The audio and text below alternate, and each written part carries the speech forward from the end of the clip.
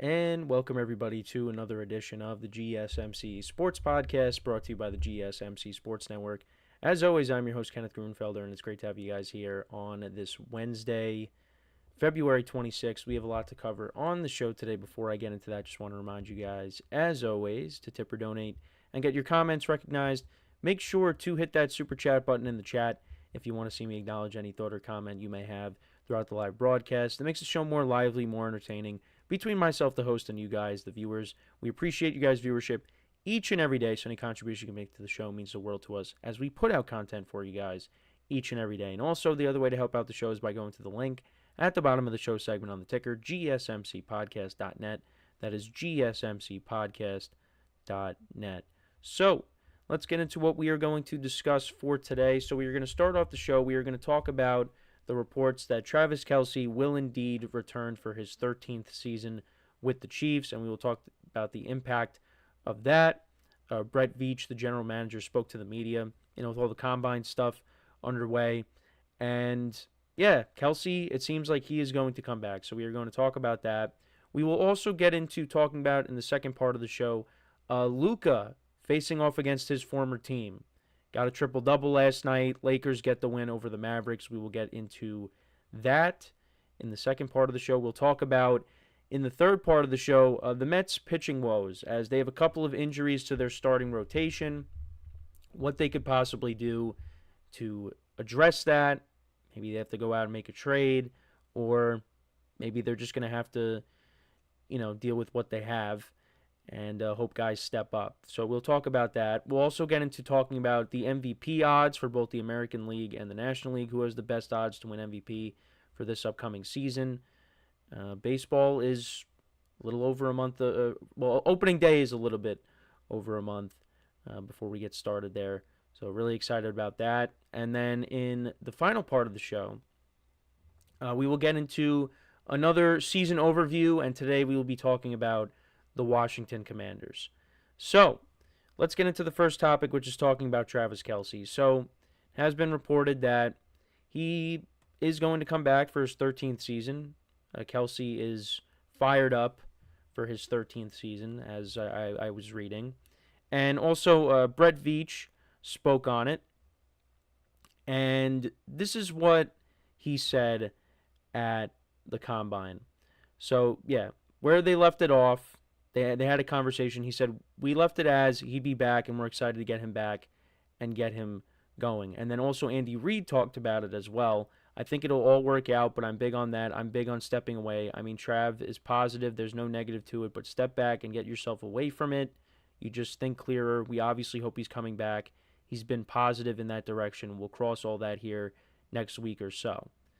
Now, I was trying to look into it more and see if there was a possibility that would he take a pay cut, because he is going to make, a big chunk of change next season. And I think the way Travis Kelce is trending, he's not the same tight end that we once saw.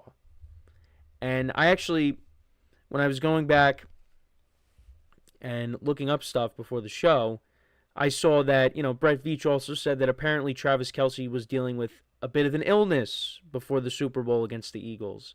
But he did say we're not going to make any excuses. I can't talk for some reason.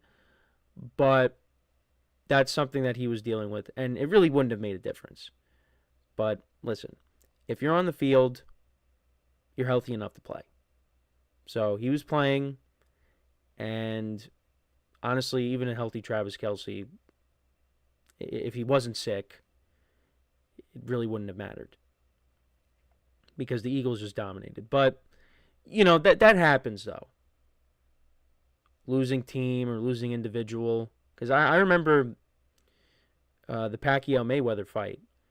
And, it came out that Pacquiao had a torn rotator cuff before the fight. And it's like, oh, well, that's why he lost. Well, you agreed to the fight. You were in the ring. You lost. So it kind of looks like it was an excuse. That's how it comes off for individuals when you have things come out like this. But, I mean, even in the Super Bowl, I mean, Kelce just looked slow, and on certain plays, like he's trying to help, block for Patrick Mahomes, and guys are just blowing right by him. Now, do I think Kelce is completely washed, where he's going to bring nothing to the table? Absolutely not. I do think there is still some juice left, but I don't think on a consistent basis. We saw last year Noah Gray was getting more involved. He was. I mean, how many touchdowns? I think he might have had more touchdowns than Kelce last year. And, you got some other guys. Xavier Worthy had a big performance in the Super Bowl. You're expecting Rashee Rice back. I would think they're going to go out and get another receiver. So Kelce's not going to be that number one option. So just a quick fact check. So, yeah, Kelce had 1 touchdown on the season, in the regular season. And Noah Gray, this is the postseason. So in the regular season, that's not what I wanted to see. So Kelce had 3 touchdowns in the regular season, so 4 in total. And Noah Gray had 5 touchdowns. So, he got more involved, and I would expect it to be kind of the same going into 2025. But like I said, they're probably going to add another pass catcher, I would imagine. Rashee Rice is coming back.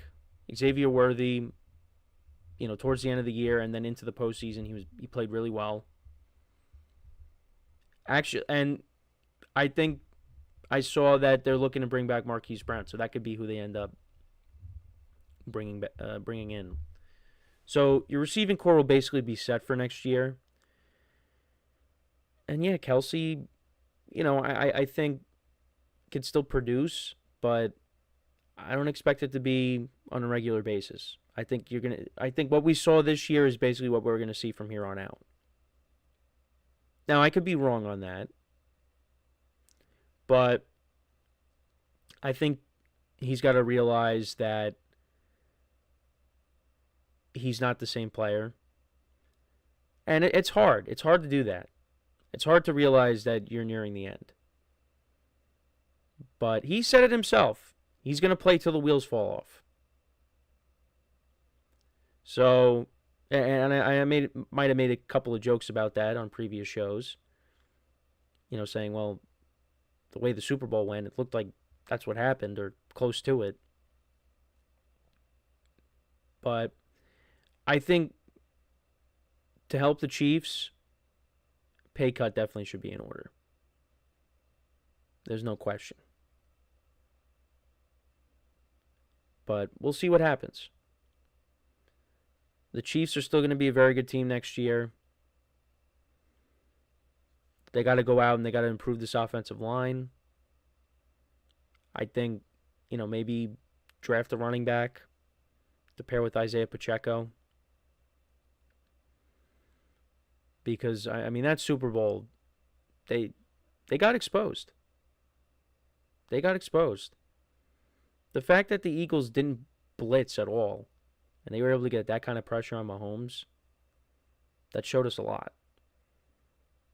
And they tried. Like I said, you had Kelce trying to block, and you had Juju try to block as well to help, and it just did not work. Nothing worked.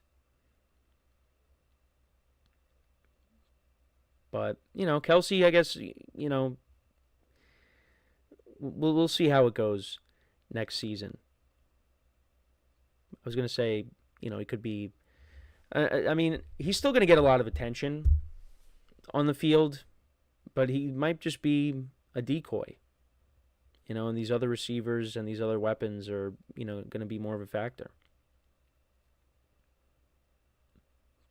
But, maybe I'm wrong. Maybe this was just a down year for him, and then somehow next year he has a big year, better than this one. But I don't know. It's kind of tough to feel this way,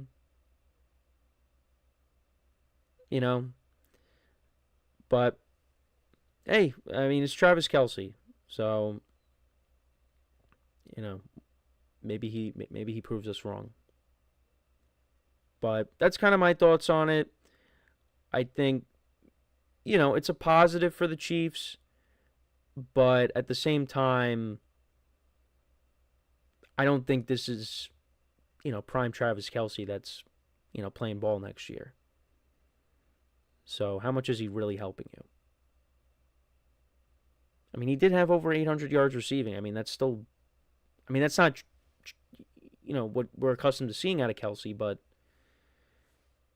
it's not like he had, it's not like he had what Noah Gray had, because I was looking at the, receiving yard stats. Noah Gray had, 437. Now, if Kelce had that number and Noah Gray had what Kelce had, then I would say, all right, well, that's a little bit of a problem. But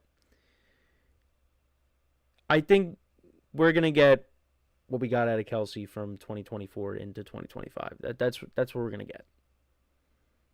But let me know what you guys think about the news of Kelce coming back. What does it mean for the Chiefs? Let me know in the comments. Like I said, he wants to play till the wheels fall off. And when you have a loss like this in the Super Bowl that was as demoralizing as it was, yeah, you're going to have second thoughts. But like I just read the quote from Andy Reid, take some time off, get your mind right, and make sure that, whatever decision you make is the right decision. And he wants to keep playing, and the Chiefs want him back. So we'll see how it all goes. Now, we are going to take our first break, and then when we come back, we will talk about the Lakers-Mavericks game from last night. Luka facing off against his former team for the first time since the blockbuster trade. So we will get into all of that when we come back. So with that being said, stick around, and we'll be right back here on the GSMC Sports Podcast.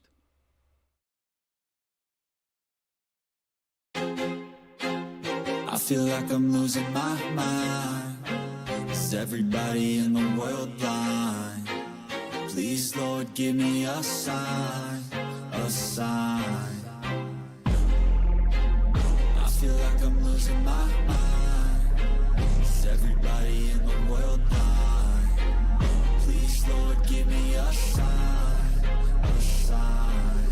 I wanna be the greatest. Everybody on the fake shit. I look around and feel like everybody is the fakest. I make this every day and I'm impatient, hoping one day I blow up from the basement. Statement, the top is so vacant. I don't hear shit that I think is amazing. Waiting for my day when I'm playing sold out shows for 1,000 faces. Hey, give me that crown, get in my way and to be put down. It ain't your place, all this my town. If I want that shit, then I'll get it right now. I'm losing it, the noose it fits, some losing shit, a stupid myth. You choose to live or choose to dip, you choose to fight or lose your grip and lose a gift. Oh, I feel like I'm losing my mind. Is everybody in the world blind? Please, Lord, give me a sign, a sign. I feel like I'm losing my mind. Is everybody in the world blind?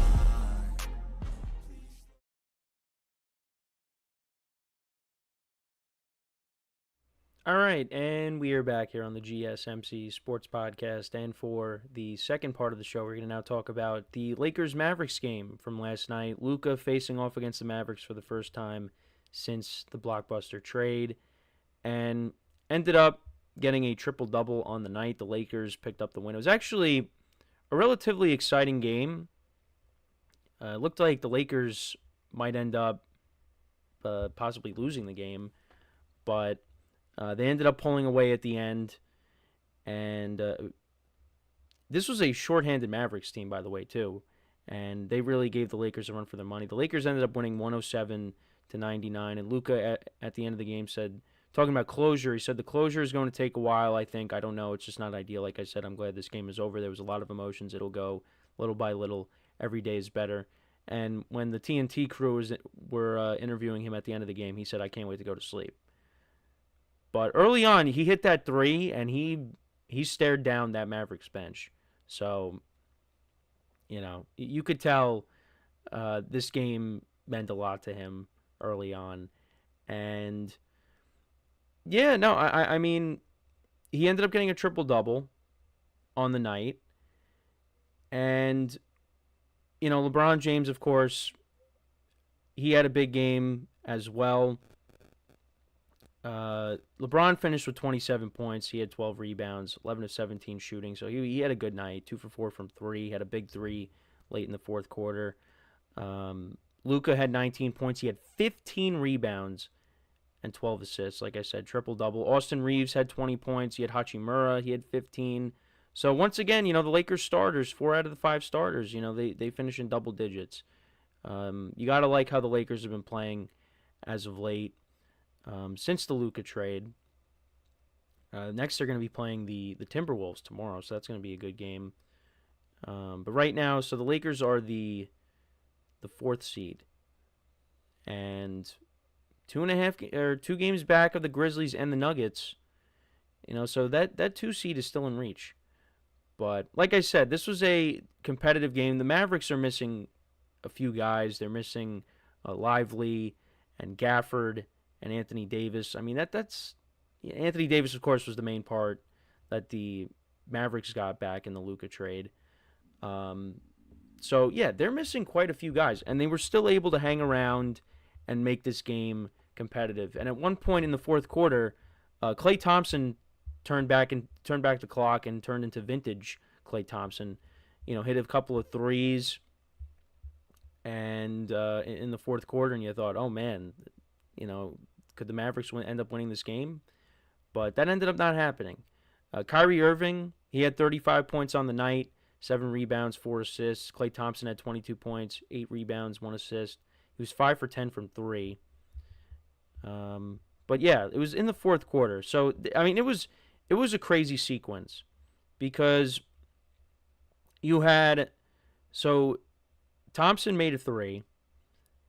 To make it 84-82. Then LeBron 2-pointer to make it 86-82. Then Thompson hit another 3 to make it 86-85. Jackson Hayes had a dunk that made it 88-85. And then Klay Thompson hit another 3. So on 3 straight possessions, Klay Thompson hits a 3. And you thought, oh, man, that's not good. But then LeBron, like I said, hit that big 3 to put them up 91-88. Marshall for the Mavericks tied the game at 91 with his own 3. And then once it was 91-91, it was close for a little bit, but the Lakers kind of pulled away, like I said, at the end, and they end up winning 107-99. But this was an important game for Luka. I'm sure that he circled this on the calendar, and we'll see what happens when these teams match up again later in the season. If the Mavericks are a bit healthier, but you got to give the Mavericks credit, missing a few guys, and they were battling and. They kept this game close, but, they come up short. And right now, they would be a play-in team. But it's just kind of interesting because I was thinking about this last night. Just the fact that, the Mavericks traded Luka. You would have thought, this is now Kyrie Irving's team, I guess. You would have thought that, with the history of Kyrie Irving, that he would have found his way out of Dallas and he would have been the one that was traded instead of Luka. But that didn't happen. It ended up being Luka. And, the Lakers had some good ball movement last night. Luka is going to continue to get acclimated. And, like we saw the other night against the Nuggets, he's going to have more games like that. And he had, he didn't have as many points, but did put up a triple-double. So, did well in other areas, getting rebounds and assists. So, and I think I talked about this too, is that, you have Luka and LeBron. You don't need them both to be on the court at the same time. I mean, well, obviously, that's going to happen in the playoffs, but, on some of these nights, you could have at least one of these guys on the court. One of these guys can carry the offense. And that's big. You get LeBron off his feet, you give him extra rest, because you're going to need him to be fresh when you get to the playoffs. Luka is a guy that can go out there and carry an offense. So you got to like how the Lakers are playing right now. And, you look at the Western Conference, I mean, they could definitely make a run. I think the one team that I'd worry about if they had to go up against them is Denver, just because they've had a problem with Denver in the past in the playoffs. I know they just beat them, but that's, it's a regular season. When we get to the postseason, it's a different animal. But I do think that they could beat anybody in this Western Conference. Right now, they would match up against the Rockets, and the Rockets have turned things around. They had a few down years, but now they're back in the playoff picture. But yeah, I mean, look, if you got LeBron James and you got Luka, and Luka is on a hot streak, they're going to be really tough to beat. I know some people probably worry about them defensively, but I mean, you got 2 top 10 players, and they could definitely cause problems in that Western Conference. And like I said, they still have a chance to move up in the standings. You're a couple of games back of Denver and Memphis. And how about the Grizzlies? They got into it was like an all-star game. The final score against the Suns last night, it was 151 to 148. And, that was a huge loss for the Suns because, they're trying to get themselves back in. Right now they're on the outside looking in. But they ended up losing that game. John Morant, huge game last night, 29 points on the night. Kevin Durant, Bradley Beal, Devin Booker, and Ball, they all had over 20 points. Durant had 26, Ball had 23, Bradley Beal had 24, and Booker had 28. And they lost. And you also had 21 points by Grayson Allen off the bench, and this game went into overtime, and they lost by 3. The Warriors, they continue their winning ways. They win 128 to 92. Jimmy Butler only had 6 points, but it really didn't matter here. So the Warriors continue to win too. So they're playing well. The Rockets, they won by 3 last night against the Bucks. So, we're moving along here. Cavs won big over the Magic. Celtics won by 10 over the Raptors. So, yeah, we're getting closer and closer to the playoffs when it comes to the NBA. We still got some time, but we're getting there. But yeah, for the Mavericks right now, they are a play-in team. To kind of get back to this game, they're a play-in team. They are the 9th seed. So, they got to get healthy. And if they get healthy, we'll see what happens. Anthony Davis is going to be out for a while, so hopefully you get him back at some point. But yeah, it's just the broadcast was crediting them for battling, with them being shorthanded, but this could really hurt them. They could be, on the outside looking in, if these injuries really take their toll on this team. Now, I do think, you have Kyrie Irving, who had a big game last night. He's a guy that you're going to have to really rely on. Klay Thompson, are we going to get that out of Klay more often? If getting that Klay Thompson, you could tread water, but we'll see. We'll see what happens. But, yeah, so Luka, got his revenge at least this time. And I think because they were talking about the next time they play the Mavericks. And the next time that they play the Mavericks, I'd have to look, it's going to be is it sometime in March? No, it might be, it's sometime in April. Yeah, so this is they'll be playing them on April 9th. So this will actually be the 3rd to last regular season game. So it's more than a month away. But this will be the 3rd to last game. Mavericks will be the home team for this one. And, we'll see if they have Anthony Davis back for the game. We'll see if they're a healthier team by then. But that'll be emotional, I think, for Luka, going back. Because Mavericks fans are still sitting there going, what did we just do? Why did we do that? But, yeah, that's I still don't understand why the Mavericks did it. I mean, they had their reasoning behind it. But you don't trade a player like that. And Shaquille O'Neal was talking about it. He was going to be the next Dirk Nowitzki, the next longtime Maverick. And they just traded him. And they traded him to the Lakers. It's And now the Lakers got their next, star once LeBron James retires. So, I don't know. But how bad of a look would it be for the Mavericks if the Lakers went on a run and they won the championship? That would be bad. And you got to remember, the Mavericks, they made it to the finals last year. I know they didn't win, but why are you pulling the plug? It just, I don't know. I'll never understand it. They have their reasonings, but I think their reasonings are not valid. They're not. So we are going to take our next break. Before we do that, I just want to remind you guys once again to tip or donate and get your comments recognized. Make sure to hit that super chat button in the chat if you want to see me acknowledge any thought or comment you may have throughout the live broadcast. Makes the show more lively, more entertaining between myself, the host, and you guys, the viewers. We appreciate you guys' viewership each and every day, so any contribution you can make to the show means the world to us as we put out content for you guys each and every day. And also, the other way to help out the show is by going to the link at the bottom of the show segment on the ticker, GSMCPodcast.net. That is GSMCPodcast.net. So, when we come back from our next break, we will talk some baseball. The Mets, we'll talk about their injuries to their rotation, the impact of that, what they can do, and what guys are going to have to step up.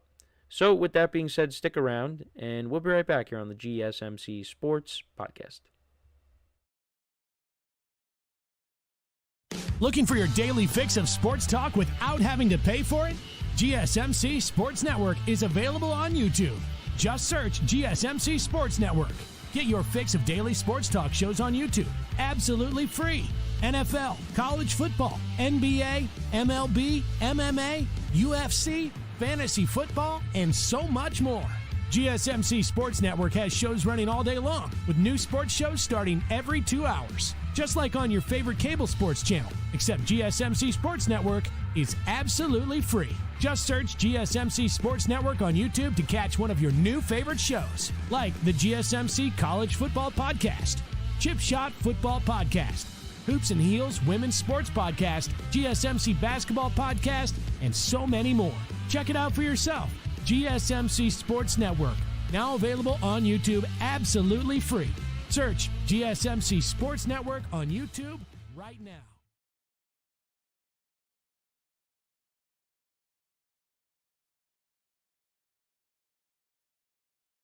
All right, and we're back here on the GSMC Sports Podcast. And for the third part of the show, we're going to now talk about the Mets pitching woes. Their rotation is dealing with a couple of injuries, so we'll talk about the impact of that. So earlier here in the early going of the 2025 season, Frankie Montas, they brought in, and, he's going to miss an extended period of time with a latch strain. And, I'm familiar with that just because, Clark Schmidt of the Yankees dealt with that last year, and he missed, several months. So, Frankie Montas is not going to be back. But I was kind of iffy on the, not really iffy. I was more of just, not really that big of a fan of the signing for the Mets, just because, again, he was another guy that pitched for the Yankees, and we barely used him because he was hurt. And now the Mets brought him in, and they figured, because he pitched a lot last year, pitched for the Reds, and I think he also, because he also got traded. He was also somewhere else. I don't know if he was with the Brewers. I forget where he was last year, but and you figured, okay, he put together a season after missing a lot of time. Yeah, so he pitched in 30 games last year. And, he had a 3-3 record with the Brewers, a 4-8 record with the Reds. But still, that's better than what he did the previous couple of years. So, the Mets bring him in on a cheap deal. So it's not like this is going to, hamper them. But, now he's going to be out for a while.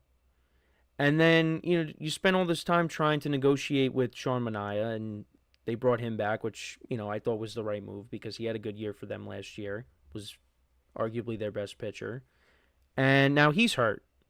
He's got an oblique strain, which, that's a injury you don't want to have either because that could, leave you out for a while. But he's not going to be out as much as Frankie Montas is. But if you want to compare, the level of importance between Frankie Montas and Sean Manaea, it's, to me, not really comparable. I think Sean Manaea, everybody's going to say, is more important. And, you got a rotation coming in that, there's a lot of question marks. Because, you got Kodai Senga, who pitched in 2 games last year. He pitched in the postseason, which I don't think he should have. And he also pitched in, the regular season, 1 game where he got hurt. So you got him, Clay Holmes, who actually did pitch well the other day. He pitched 3 scoreless innings. He pitched well. He's going to be a starter. I'm curious to see how that plays out. But he actually was a starter back in 2018 with the Pirates. So he does have that experience. So maybe it ends up working out. They also got David Peterson, who had a good year last year, so expect him to play a role. Paul Blackburn, who they got at the trade deadline. They signed Griffin Canning. He was with the Angels. You got Tyler McGill and Justin Hagerman. Christian Scott, one of their prospects, he's on the 60-day IL. I think, because he had to get, I think he had to get Tommy John, right? So he's not going to be a factor. Let me just do a quick little fact check. Yeah, so he's got a sprained UCL. This was in July, and he had surgery in September, and he's expected to miss the entire 2025 season. So yeah, but he's on the 60-day IL. So he's going to be a non-factor this year, which is unfortunate. Now, there's still a few free agents out there that they can maybe go after. Jose Quintana, who they had last year, I would assume that they would reach out to him and try to get him back. Kyle Gibson's also an option. You also got Patrick Corbin out there as well, but Patrick Corbin has really been trending down as of late.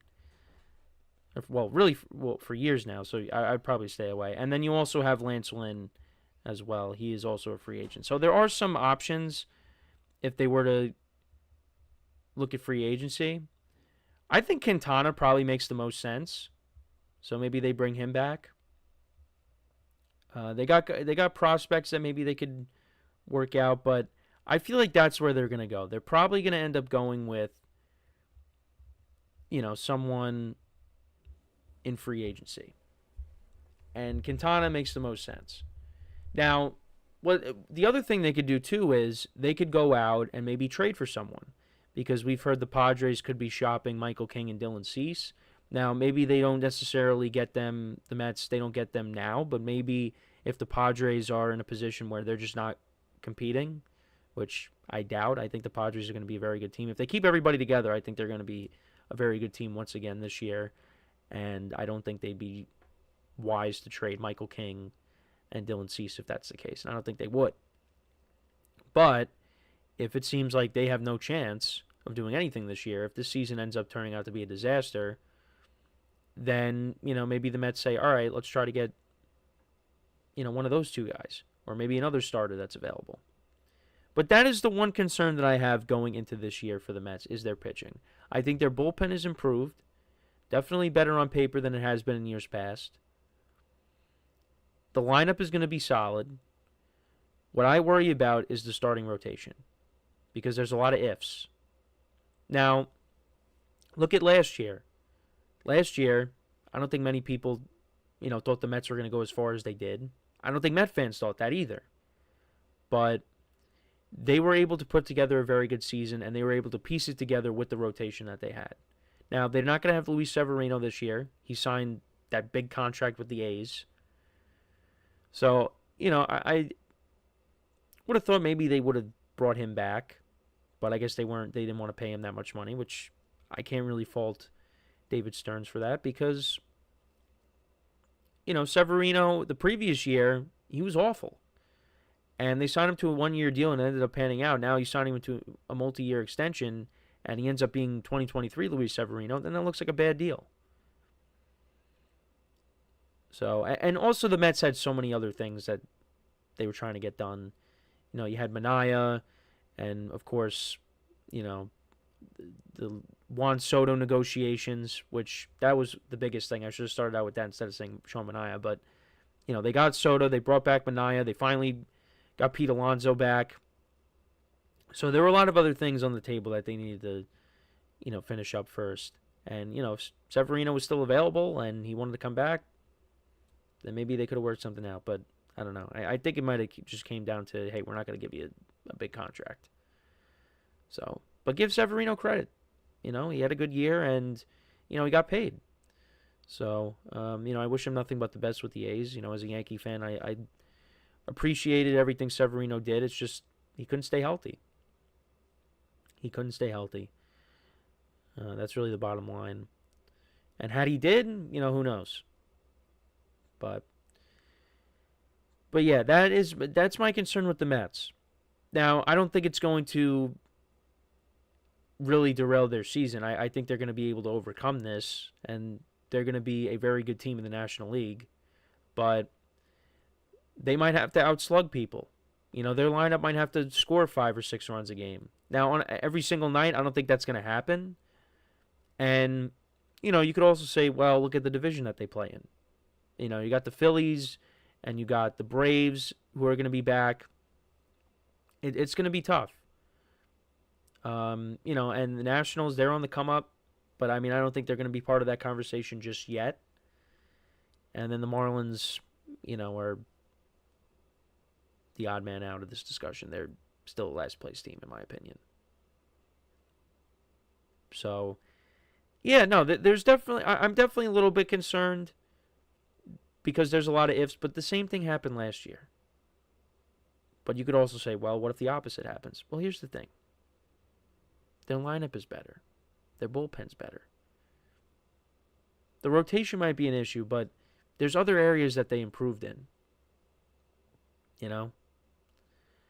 So we'll see how it goes. We'll see how it goes. I don't think it's time to, just hit the panic button and say, oh, man, this is not good. I'm more concerned about the Manaea injury just because, again, he is one of the biggest parts of this rotation. Frankie Montas, 1-year deal. He's gonna be a back of the rotation guy. Sean Manaea is gonna be, one of your frontline starters, and already he's hurt. So that's a problem. And look, I said Clay Holmes pitched well the other day, but I'm still skeptical on him as a starter. How is that going to pan out? But you know what? Maybe he ends up proving us wrong. Now, I'm not going to say he's going to be horrible in general. I think if he struggles in the rotation, you have the backup plan of just putting him in the bullpen. And I think he's a good reliever. I just don't think he's a closer. But if you have him as a back of the bullpen guy, middle reliever, wherever you want him in the bullpen, he's a good reliever. But as a starter, I got to wait and see. I got to see how it goes. Because now all of a sudden, now with Manaea being hurt, that bumps everybody up. And all of a sudden, you're looking at Clay Holmes being your number 2 or your number three starter. And that's going to be interesting going into the season, having to say that, if that ends up happening. But you just got to hope. If Senga's healthy, that would be huge for the Mets. That would be huge. If he could bounce back after really not pitching last year, then that my concerns, I wouldn't be as concerned. If David Peterson can continue to do what he did last year, because he really did pitch well. He surprised me last year. If you could get the same kind of production out of those guys and, guys bounce back, then you'll be okay without Manaea. Because I wanted to see. Yeah, so David Peterson last year, he had a 2.9 ERA, and his expected ERA last year was supposed to be over 4. Over 4.5. Now, I don't know if we're going to get, 2.9 again, but, if you got an ERA that's around 3, well, that's what 2.9 is. But, a little over 3, whatever. You'll take that. But we'll see what happens. Let me know what you guys think, though, about the Mets pitching injuries. How concerned are you with them? I'm more concerned about the Manaea injury as opposed to the Montas injury. Because if they get Manaea back, a month or so into the season, they'll be fine. And like I said, the lineup's good. They're going to hit. So if they're going to have to outslug people, I think they'll be able to do that. I mean, not every single night, but I think for the most part. So yeah, we're going to take our next break now. When we come back, we will continue our conversation about baseball. We'll talk about who are the top contenders for MVP in both the American League and the National League. So, with that being said, stick around, and we'll be right back here on the GSMC Sports Podcast.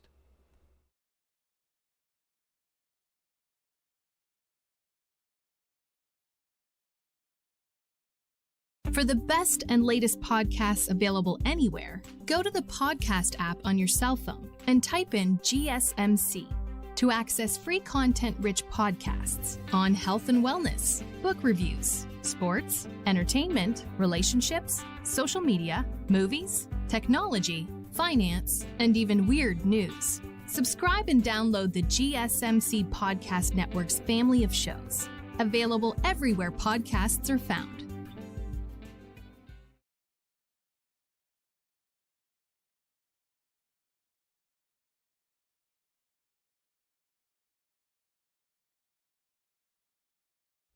All right, and we are back here on the GSMC Sports Podcast, and for the fourth part of the show, we are going to now get into talking about who are the top contenders for AL and NL MVP, and who I like to win MVP going into the season.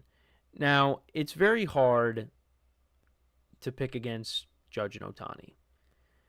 And now with Ohtani back on the mound this year, I mean, he's not going to pitch right away, but with him being back on the mound, that only just enhances, his quest for yet another MVP. So looking at the American League, and I'm on Fox Sports right now, so of course Aaron Judge has the best odds to win MVP this year. And like I said, it's hard to pick against him. It's hard to pick against Ohtani. Because if Judge is healthy, I just assume Judge is going to have another big year. Bobby Witt Jr. has the next best odds, the Royals, plus 450. He had a very good year last year. I think between him, what's interesting is that you have Yordan Alvarez at plus 600, and then they have Gunnar Henderson at plus 750. I don't know. I don't know if I agree with that. I think I would definitely pick either. If I was not a Yankee fan, take my Yankee bias out of it, I definitely would go with Bobby Witt Jr. or Gunnar Henderson. I maybe would lean towards Bobby Witt because he was very close. If Judge did not have, a year that Judge usually has lately, Bobby Witt probably wins.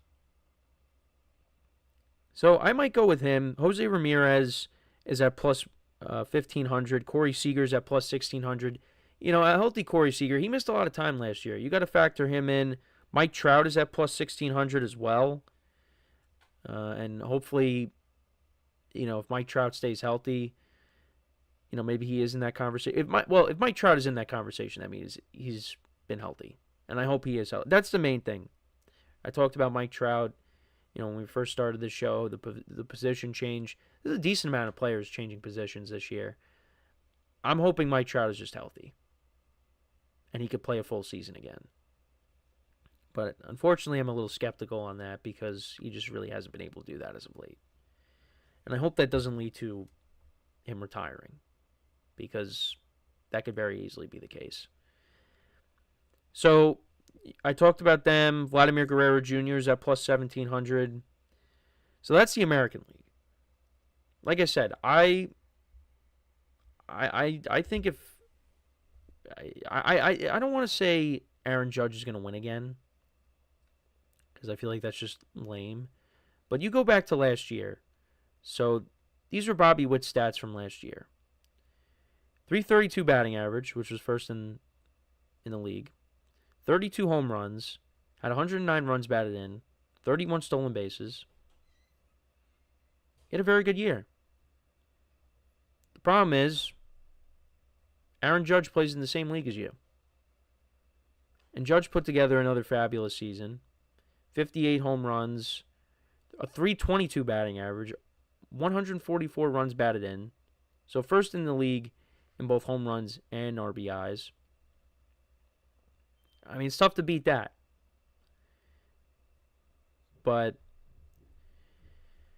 you know, and Aaron Judge, you could say that if he didn't get hurt, if he didn't run into that wall out in right field at Dodger Stadium a couple years ago, maybe he was on his way to winning yet another MVP and hitting 60 home runs again. So he could have won 3 straight MVPs if he stayed healthy the whole year. And then looking at Gunnar Henderson's stats from last year, he had his stats on the year: 281 batting average, 37 home runs, 92 runs batted in, 21 stolen bases. You know, and you could also maybe put Adley Rutschman in the conversation. I know he's not, what I'm looking at, he's not really a part of the odds here, or the top odds. Jose Ramirez, of course, always got to factor him in as well. 39 home runs last season, had 118 runs batted in, which is third in the league, and also he had 41 stolen bases. Like I said, one of the more underrated players in the league. And, you know, is a little ticked off because, you know, the Guardians kind of traded away a lot of his friends. So, yeah, no, we'll see what kind of year he has. But now let's kind of switch over to the National League. So things have kind of changed a little bit because we had one major player go from the American League to now back to the National League, and that's Juan Soto. And he has the second best odds at plus 550. And Ohtani is at plus 200. Ohtani, it's hard to bet against him too because now he's going to be back to pitching. And if he's effective pitching and he has another season similar to last year, he's going to end up getting the MVP again. Which you could kind of look at, and again, it's not really his fault, but it's kind of unfair because it's like he plays 2 positions. It's hard to, you know, compete with that unless you're Aaron Judge where you have to hit 62 home runs. But Ohtani last year, as just a DH, 54 home runs, 130 runs batted in, 59 stolen bases, 310 batting average. And I expect him to have another big year with the Dodgers. I know he had the off-season surgery on his shoulder. He banged that up in the World Series. But he's going to have another big year if he's healthy. And then Juan Soto had his best season as a pro. I don't know if he's going to have those exact numbers. But, yeah, he might not be as good as last year, but he's still going to be very good for the Mets. He's still going to be a very good player for the Mets. And he's going to be up there. Fernando Tatis of the Padres, he's at plus 750. Mookie Betts at plus 1,200. Bryce Harper at plus 1,400 for the Phillies. Kyle Tucker, plus 1,500 for the Cubs. Ronald Acuna Jr. is plus 1,600. But he's not even going to be playing the whole year. He's going to miss some time. So you would think if, you know, Acuna's healthy, he'd be higher up on the list. It'd be around where Soto is. And then you got Francisco Lindor plus 1,600. And Lindor, he was an MVP candidate last year. Got off to a very slow start, but he was up there. He was up there at the end of the year. He put together a very good season. And now with Juan Soto, I mean, he's a guy that you could look at and say, maybe he can have a better year than he did last year. It's definitely possible. But those are the top candidates in the National League.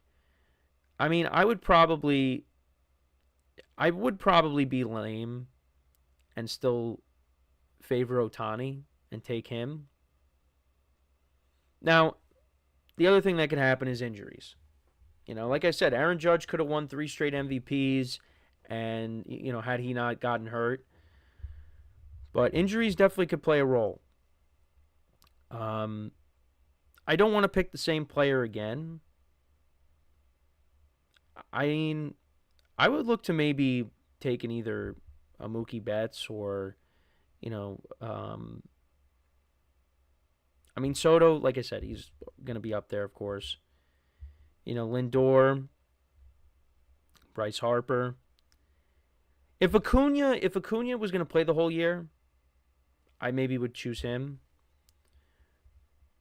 But that's kind of how it looks right now, the landscape of the MVP race. But it should be fun. Really looking forward to baseball being back. Spring training, I'm gonna watch it, but I could do without it. I don't need spring training. I don't need it. Get me to the real thing. There's also pitchers you could factor in as well, for MVP, but that usually doesn't happen. It's very rare that happens.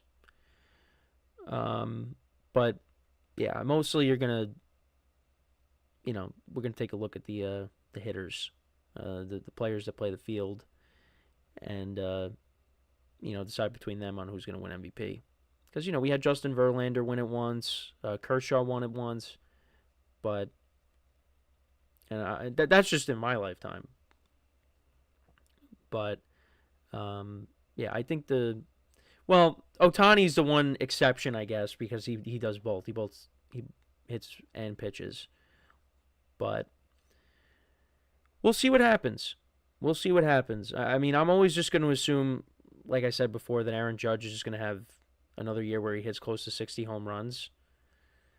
And if he does that, and now he's back in right field, odds are, he's going to be up there. And he's going to have to be, because he's going to have to really carry the load for this Yankee offense. But like I said, you can make the case for Bobby Witt, Gunnar Henderson, Jose Ramirez.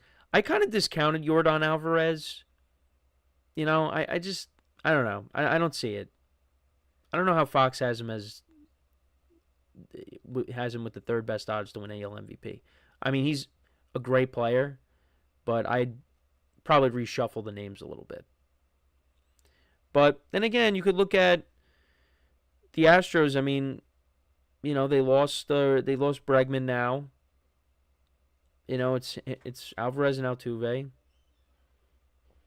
So, they're gonna have to really step their games up this year. The Astros did go out and they got Christian Walker. You still got Jeremy Pena, and they also traded Kyle Tucker too. So there's going to be more. I don't want to say more pressure, but they're just going to have to step up. They're going to have to step up. So maybe that's why Fox maybe has it set that way. I don't know. That's just me though. But let me know what you guys think about the MVP odds for this upcoming season. It's it varies on different sites, but Judge and Ohtani are the favorites. And, there's definitely some viable candidates to maybe dethrone them this year. And we'll see if that ends up happening, or if we're going to be sitting here, 8 months from now, and we're like, it's the same thing, same two guys. But that's how good these two players are, Ohtani and Judge. But let me know what you guys think about it in the comments. So we are going to take our final break of the show now. And then when we come back, we will give our overview on the season for the Washington Commanders. And that will be it for the show for today. So, for one final time today, make sure to stick around. And we'll be right back here on the GSMC Sports Podcast.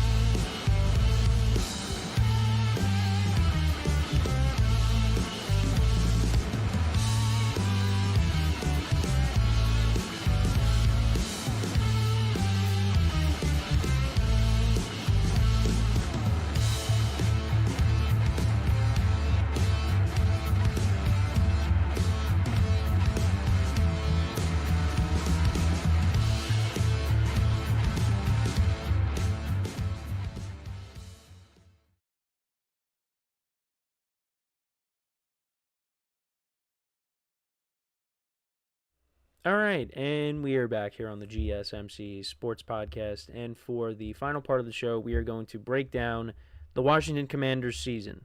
The third season overview that I will be giving, and then tomorrow we will cover the Eagles. But what a year for the Commanders. And I've talked about this team a lot, even back on the football podcast.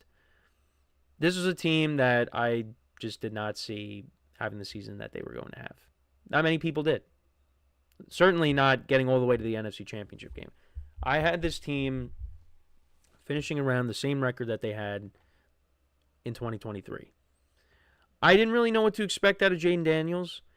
I just didn't think this team, and I wasn't a big fan of the Dan Quinn hire. Said it over and over again, and I just thought, with the Cowboys in the division, the Eagles, and the Giants always owning them, I just thought that the Commanders are going to be the last place team. And that was not the case. That was not the case. They won not just one playoff game, they won 2 playoff games. They beat the number 1 seeded Lions in their own stadium, and they got all the way to the NFC Championship game. They lost to the Eagles, but hey, they got nothing to be ashamed of. Jaden Daniels was unbelievable this year. He was Offensive Rookie of the Year, won quite a few awards at the NFL Honors, not just that, but also Play of the Year as well. He won a few awards. But he was a big reason why the Commanders, he was the biggest reason why the Commanders ended up having the season that they had. And Terry McLaurin had his best season. And, I wasn't, a big fan of these one-year deals that they were giving to these veteran players, but it ended up turning out really well for them. Bobby Wagner had one of the highest grades among linebackers in the league. They signed him to a cheap deal. They signed Zach Ertz, and Zach Ertz ended up having a productive season. Austin Eckler was good for them too. I mean, dealt with some concussion issues, but, he was productive for them. And then, some other signings as well ended up panning out. Their draft class with Jane Daniels, and they also drafted Newton, the defensive lineman. He ended up being a good player for them. They just were an improved team. They were much improved, and Cliff Kingsbury being the offensive coordinator, and he's staying for another year, which is smart on his part, I would say. They put together a very good year, and I think, and this game was on the other day. Actually, I think it was on yesterday. The game that opened my eyes, not just for them but also for the other team's defense. It was when they went on the road and they beat the Bengals. Bengals were coming in at 0-2, and the Commanders did not punt in that game. Jane Daniels was fantastic in that game, and the Commanders won that game on the road. And you thought, okay, maybe this is going to be a different kind of season, and it was. And they really are ahead of the game. I mean, 12 wins, you get all the way to the championship game, and they have a decent amount of cap space. And you kind of figure that they're going to bring back some of the veteran guys that they had, because Bobby Wagner and Zach Ertz are both free agents. I would imagine they're going to come back. You keep them around. Marcus Mariota, he stepped in and did a good job as the backup. He came in against the Panthers when Jane Daniels got hurt. Was dealing with the rib injury.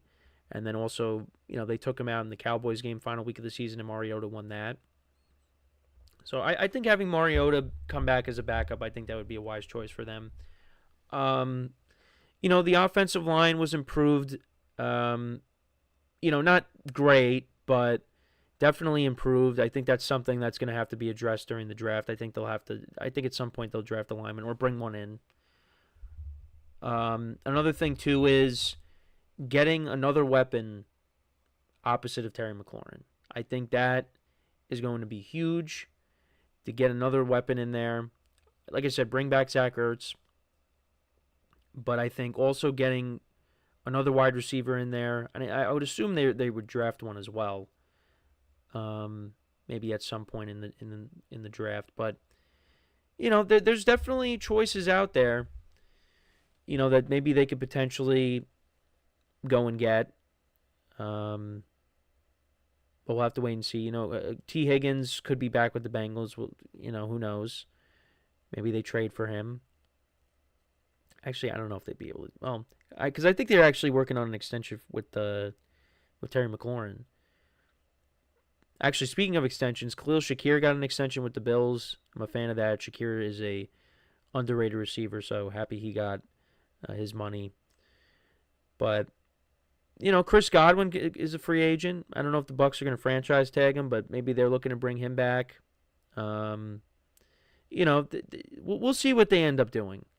The defense, we'll see what they do there. I think Jonathan Allen is requesting a trade, so maybe they, address the defensive line in the draft, the secondary.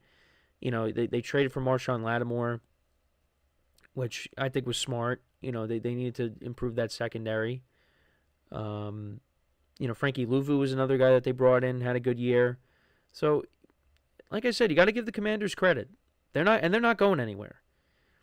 I think Jane Daniels needs to do a better job of protecting himself. And he was able to, the offensive line was not spectacular, but he was able to be a guy that evades the pressure. And, he does have to worry or work on protecting himself because that's why he got hurt. And, we're fortunate that it wasn't, significant where he missed, any time, but, you don't want him getting hurt. He's their future, and he played really well. If he continues on this trajectory, he's going to be up there. I think you could already put him in the conversation as a top 10 quarterback.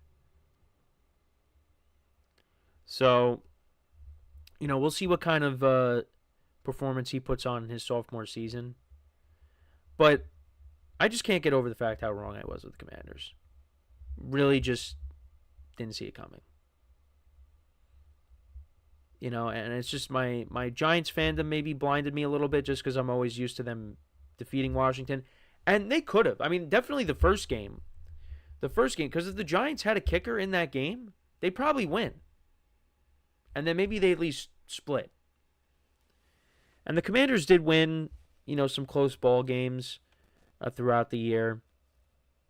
They did, get cold at one point. And you thought, oh, maybe this is kind of where the wheels may fall off. But no, they just kept going. And yeah, because it was around. Yeah, because they lost 3 in a row. They lost to the Steelers, they lost to the Eagles, they lost to the Cowboys, but then they didn't lose until the NFC Championship game when they played the Eagles. So, but they won a lot of one-score games, though. The Bucs game in the wild card game, the Cowboys, they won by 1 score. The Falcons, they had to win in overtime. They beat the Eagles by 3 points. Jane Daniels had to throw a game-winning touchdown at the end of that game. The Saints, they won by a point. Saints actually went for 2 towards the end of that game, and they didn't get it. But, they had the Hail Mary. That was the signature play against the Bears. I think that's, that was when they really started to say, you know what? We could have a good year here. And I think they were already saying that because, they went on the road against the Ravens. You only lose by a touchdown. You went on the road and beat the Bengals. They were 4-1 before they played against the Ravens, so they had to feel good about themselves. And then they faced the Ravens, they lost, but then you beat the Panthers, the Bears, the Giants, and then you lost against 2 playoff teams. The Cowboys weren't a playoff team, but you lost to them. But like I said, they got back on track and they made it all the way to the NFC Championship game. Jane Daniels on the year. In the regular season, 25 touchdowns to 9 picks. I expect those numbers to jump up next year.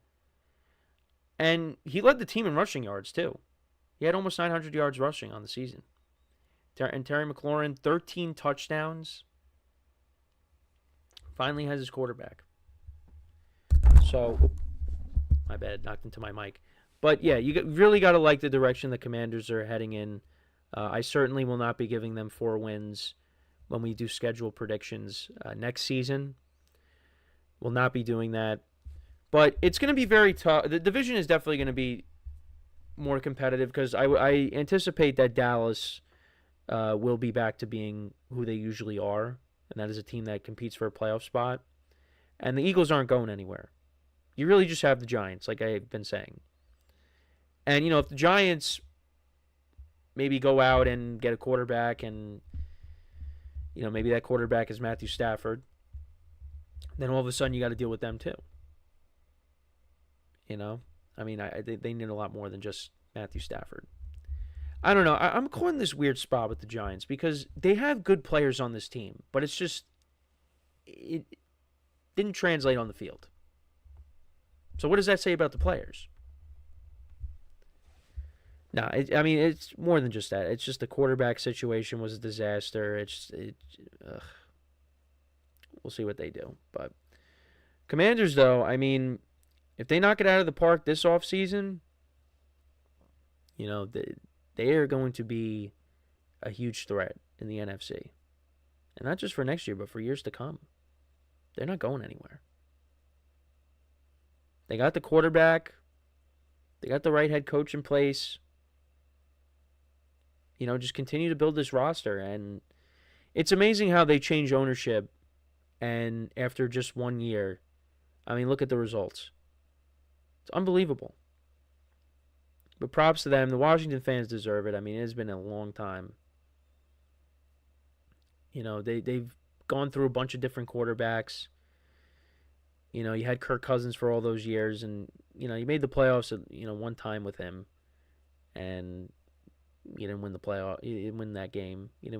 And then Alex Smith comes in, and you wonder what would have happened if he didn't get hurt. They still ended up winning the division in 2020 with the losing record, but then he retired after that. You wonder if he didn't get hurt. How would that affect? I mean, they probably make the playoffs still, which they ended up doing in 2020. But, I think they probably would have been like, a team that makes the playoffs, gets knocked out in the first round. Jane Daniels, though, I mean, what he was able to do his first season in the NFL, that was very impressive. And we'll see how he follows it up. But let me know what you guys think about the Commanders season. What do you think they have to do to, get themselves back to where they got to in 2024, all the way to the championship game? Like I said, offensive line, address the defense in certain areas, another weapon.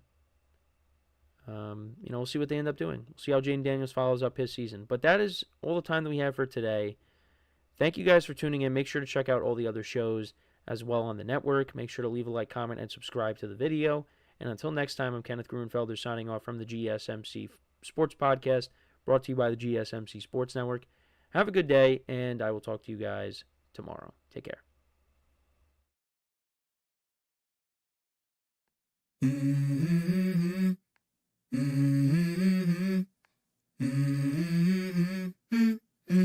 Let's go. I wake up to a little bit of drool on my pillow, feel like it's gonna be a bad day. Yeah, I'm tired of shit, and the coffee ain't hit yet, damn, ain't that great.